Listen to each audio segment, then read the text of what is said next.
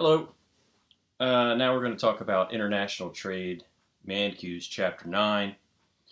I'm going to just go through the models, and I'm going to start with a review of our producer and consumer surplus, and then in this video I'll jump right from that into the model for the importing country of a good, and then I'll stop and I'll set up the model for an exporting country, and then we can look at tariffs or quotas after that. So here we go. What I've set up here is something that should be familiar from, I believe it's chapter 7 of ManQ, where we look at welfare analysis, where we begin to be able to get into welfare analysis, where we look at consumer and seller surplus. So just a quick reminder of what we're looking at here. I've drawn the supply curve and the demand curve all the way back to the axes, or axis, the vertical axis, so we could see in their full shape these two triangles. And these triangles are what we call surplus. What we have going on up here in this triangle, see, this is the demand curve above the equilibrium price. And what that tells us is that up here there were people willing to pay a higher price, but they don't have to. So I like to call this cha-ching, because it's like, cha-ching, sweet, I don't have to pay the high price I was willing to pay, and I actually was willing to pay. I get to pay something lower.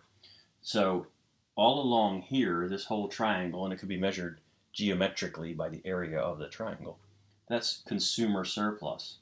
Well, down here, this along the supply curve, if you think about what's going on there are sellers who were willing to sell, sure, a lesser quantity, but at a lower price.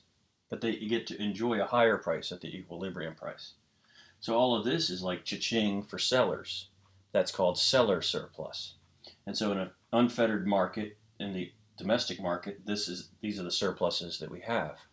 But let's say, and this is going back to number 3, I think it is, on my supply and demand practice sheet, where we don't carry it the full length that we will now. So that was a way to introduce this in a way. Let's say that trade restrictions are lifted, and now this country, it doesn't have comparative advantage in their production of it, whatever it is, and they're going to be importing it. So what that means is it's a greater number of sellers, so we could think of the supply curve shifting right. That's what we did in number 3 in my practice sheet to keep things simple. And that's still true, but where it lands, if we were to shift it right, the price that it will land at is what in international trade we call the world price. Because since this country doesn't have comparative advantage in producing the goods in terms of dollars, it could be produced less where they'll be importing from for less. And so, let me remove this B. Now the price P sub W for world is going to be along here. And that could have been represented with the supply curve shifting right with that greater number of sellers available to this market. That's how we handle it with supply and demand. But in the book, notice they don't do that, but it's the same thing. Okay, it's just like that. And where it lands is going to be at the world price. And so we have a couple things happening here. At that world price, since it's lower, the quantity that consumers are willing and able to buy is out here. Because it's lower price, greater quantity, law of demand, along the demand curve, it shows us that. But the quantity along the domestic supply curve that sellers are willing and able to sell is way back in here. So we have a gap, just like we saw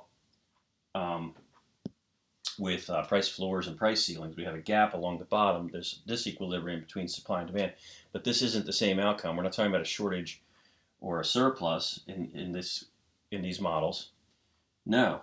What's happening is consumers are getting this amount of the good. They're just not being made domestically. How are consumers getting it? Well, that gap, that's imports. And so when we hear of the loss of jobs due to imports, domestic jobs due to imports, well, our model actually was showing us that. We just, in the supply and demand chapter, we didn't take it all the way through like we are now, because the domestic production falls from here to here, or from this amount to this amount. And so, because at the world price, domestic sellers, the only ones that are left willing to sell it are those along here. So that tells me that this down here I will call C, and now C is what's left of the seller surplus. A is still consumer surplus. So now C is seller surplus, and it's lower. It's a lesser area than B used to be. So B is still there, but now if you think about what B is at this new equilibrium world price, well, out here at these prices, like say right here, there were consumers willing to pay that price, but don't have to. They can enjoy the world price. So now B has become consumer surplus. So let's say before this happened, A was consumer surplus and B was seller surplus. I abbreviated consumer with a C, so I'll do the same with seller. Seller surplus. And then after, A plus B so far are consumer surplus. I'm going to leave space. You can see there's going to be more. But seller surplus is C.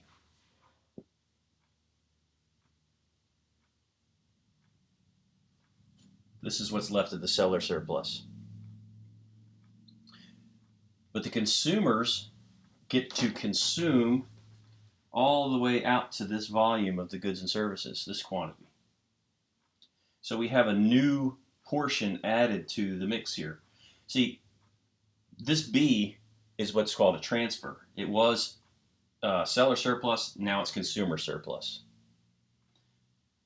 That's not an inefficiency in any way, it just is a transfer from one party to another. The beautiful thing about this outcome is that we have a whole new area along here, D, all the way out here, this triangle. This is representing consumers who are willing and able to pay, say, this price, but don't have to. They get to pay the world price. They used to not even be in the market because this was the price. Now they're in the market and they're enjoying a surplus. So after, the consumers also get D. And that's why economists tend to favor trade, is because this is a new area of surplus that wasn't in the model before there was trade, which is what we saw back with chapter 2 when we looked at, chapter 3, when we looked at the gains from trade. That's the gains from trade using this model to see it. So this is the model for the importing country. Now I'm going to stop recording and clean off my board here and go through the same thing, same approach for the exporting country.